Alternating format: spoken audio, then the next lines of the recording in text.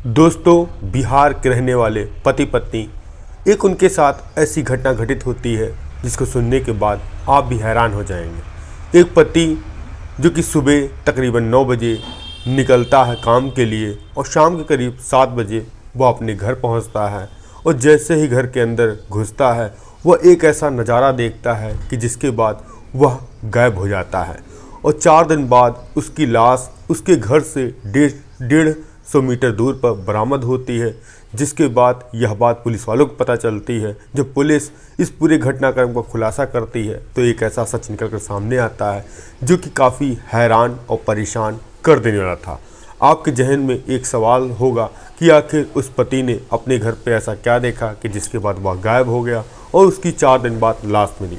आइए इस कहानी को हम विस्तार से जानते हैं और आप सभी लोगों का कुछ भी सुझाव हो तो कमेंट के माध्यम से दे सकते हैं। आप सभी दोस्तों को नमस्कार, मेरा नाम रवि है। मैं आशा उम्मीद करता हूँ आप लोग बहुत अच्छे होंगे। अगर आप हमारे चैनल पर नए हो सब्सक्राइब बेल आइकन जरूर दबाएं। यह सच्ची घटना चालू होती है। बिहार का ज़िला है वैशाली ज़िले के अंतर्गत थाना है भगवानपुर और उसी के पास एक गांव है करहरी गांव। यहीं का एक परिवार रहने वाला, जो परिवार के मुखिया थे उनका नाम था रघुनाथ और एक उनकी पत्नी और एक उनका बेटा जिसका नाम नीतीश और उनकी एक बहू जिस बेटे की उन्होंने 4 साल पहले शादी की थी। सब कुछ ठीक ठाक चल रहा था। जो रघुनाथ थे वह हलवाई का काम करते हैं और वह अपने घर से ज़्यादातर शहर में ही काम किया करते थे। जो बेटा था, बेटा वहाँ रहकर अपना काम धंधा करता और उसके बाद जो उसकी पत्नी थी उसकी देख रेख करता और अपनी माता की सेवा किया करता था।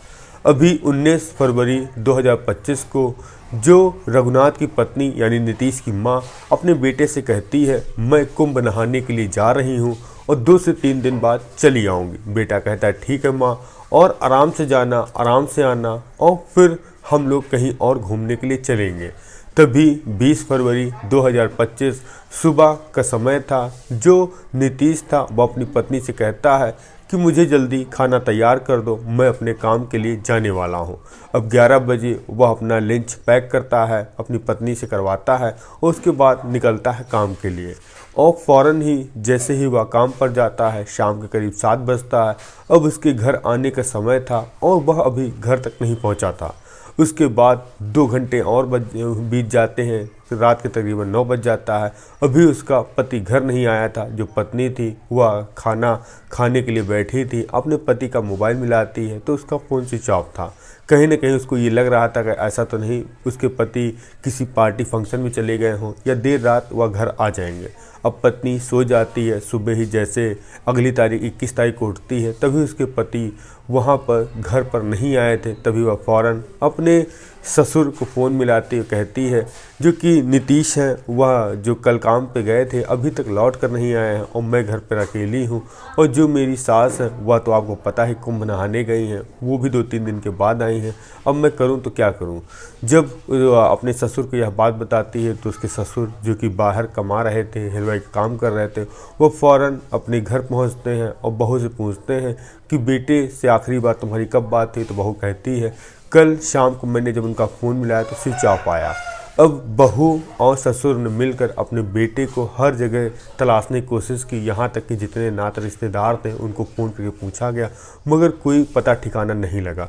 तभी दूसरी तारीख बीतती है। वो तारीख आती है 22 फरवरी 2025, जो कि ससुर और बहू पहुँचते हैं भगवानपुर थाने में, अपने बेटे की गुमशुदगी की रिपोर्ट दर्ज कराते हैं।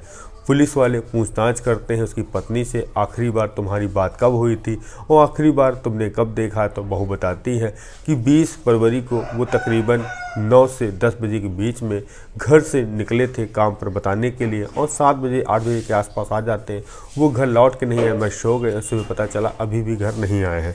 तभी पुलिस इधर उधर पूछताछ कर ही रही थी, ढूंढ रही थी। तभी 23 फरवरी को पुलिस ने नेहा का CDR मतलब मोबाइल की कॉल डिटेल खंगाली, जिसमें पता लगा एक नंबर संदिग्ध है। और जब पुलिस ने नेहा से उस कॉल के बारे में पूछा तो वह घबरा गई और उसने कहा कि वह मेरा गांव का ही रहने वाला दोस्त है, जानता है, वह अक्सर काम से आता जाता है और जब उससे कोई काम कराना होता तो वह कर देता। अब पुलिस उस युवक को पहले पुलिस वाले ढूंढते हैं और ढूंढने के बाद ही मुखबिरों के माध्यम से पता चलता है यह इसी की गांव का रहने वाला विशाल है। अब पुलिस इधर विशाल को उठाती है, उसे कड़ाई से पूछताछ करती है। वह बस यही बताता है कि हम लोगों की दोस्ती है और इसके आगे कुछ नहीं। अब इधर यह बात नेहा को पता चलती है कि उसके प्रेमी को उठाया गया है और उसे पूछताछ की जा रही है, तो वह कुछ नशीला पदार्थ खाती है, जिसके बाद वह बेहोश हो जाती है और कहीं ना कहीं उसको डर सता रहा था वह पकड़ी जाएगी। अब फौरन घर वाले उसको अस्पताल में एडमिट कराते हैं। अब पुलिस की जो टीम थी वह दोबारा यानी 25 फरवरी 2025 को पहुंचती है अस्पताल में। जब नेहा को वहां डिस्चार्ज कराते हैं उसके बाद उसको दोबारा थाने लेकर आया जाता है। अब पुलिस वाले कड़ाई से दोनों को बैठालते हैं, पूछताछ करते हैं कि जिस दिन यह वारदात हुई उस दिन जो तुम्हारा प्रेमी है विशाल, उसकी भी लोकेशन तुम्हारे घर पे थी। आखिर तुमने अपने पति का कत्ल क्यों किया? अगर सही से बता दो कि तुमको कुछ नहीं किया जाए, अगर तुमने नहीं बताया तो हम लोग अपनी तरीके से उगलवाएंगे कि तुमने इस वारदात को क्यों अंजाम दिया। अब जैसे ही यह बात नेहा सुनती है यानी मृतक की पत्नी, वह टूट जाती है और तभी जोर से रोने लगती, कहती सर मैंने ही अपने प्रेमी के साथ मिलकर अपने पति का कत्ल किया है। अब पुलिस वाले कहते क्यों किया है, तभी बताती है नेहा आज से लगभग 2 साल पहले चूँकि मैं बाज़ार गई थी अपने पति के साथ कुछ सामान वगैरह लेने, तभी गांव का ही रहने वाला विशाल मुझे मिलता है और हमारे पति की गाड़ी ख़राब हो गई थी। तभी वह कहने लगा भाभी मैं जा रहा हूँ अपने गांव, अगर आपको दिक्कत ना हो तो मेरे साथ बैठ जाइए गाड़ी पे, चलिए घर तक मैं छोड़ दूँगा, जो भैया हैं गाड़ी बनवा कर लेके चले आएंगे। तभी मैं उसी दरमियान उस विशाल की गाड़ी में बैठती हूँ और हम लोग बातचीत करने लगते हैं और जैसे ही घर आता है मैं उतरती हूँ, विशाल मुझसे कहता है कि भाभी क्या आपका नंबर मिल जाएगा। तभी मैंने विशाल को नंबर दिया, जिसके बाद 2-3 दिन के बाद हम दोनों लोगों में बातचीत होने लगी और जब मेरे पति जब काम पर चले जाते तो वह अक्सर घर आता था और मेरे साथ संबंध बनाता था और सब कुछ ठीक ठाक चल रहा था। तभी 20 फरवरी 2025 को जो कि विशाल ने मुझसे फ़ोन किया कि बहुत दिन हो गए हैं मैंने आपसे मुलाकात नहीं की है और मैं तुम्हारे घर आ रहा हूं। तभी मैंने कहा कि मेरे पति भी 7 से 8 के बीच आते हैं, तो उसने कहा कोई नहीं मैं उससे पहले ही चला जाऊंगा। तभी जो विशाल है मेरे घर आता है, जो मेरे ससुर हैं वह बाहर रहकर काम धंधा करते हैं, जो मेरी सास थी वह कुंभ नहाने गई थी, अब मैं घर पर बिल्कुल अकेली थी। तभी विशाल आता है, कमरे में बैठता है, हम लोगों में आपसी सहमति से संबंध बनते हैं। इसी बीच जो मेरे पति थे 6:30 बजे के आसपास वह घर के दरवाजे पहुंचते हैं और अचानक ही खटखटाने लगते हैं। जैसे ही मैं दरवाज़ा खोलती हूं, जो मेरा प्रेमी था वह आधे कपड़े में बैठा था और जैसे ही हम लोगों को देखते हैं वह मानो आग बगुला हो जाते हैं और फिर दोनों के बीच में काफ़ी कहासुनी होती है। इस दरमियान तभी मैं लोहे का राड अपने पति के सिर पे मारती हूँ और वह बेहोश हो जाते हैं। उसके बाद चाकू से मैं उनका कत्ल करती हूँ। कत्ल करने के बाद अब मैंने और प्रेमी ने ये सोचा क्यों ना इस डेड बॉडी को कहीं ठिकाने लगाया जाए, नहीं तो हम लोग पकड़े जा सकते हैं। रात का अंधेरा उठा के 20 तारीख की रात में तकरीबन 10 बजे, जो कि 150 मीटर दूर गांव के बाहर एक कुआं है जो कि काफ़ी सूखा हुआ है, और वहीं पर ले जाकर अपने पति की लाश डाल दी और उसके ऊपर पतवार डाल दिया जिससे कोई पता लगा न सके और वहाँ कोई आता जाता भी नहीं। इसके बाद दूसरे दिन मैंने यह माहौल बनाया कि मेरे पति घर से गए थे काम के लिए, वह गायब हो गए, किसी को हमारे पर शक नहीं होगा।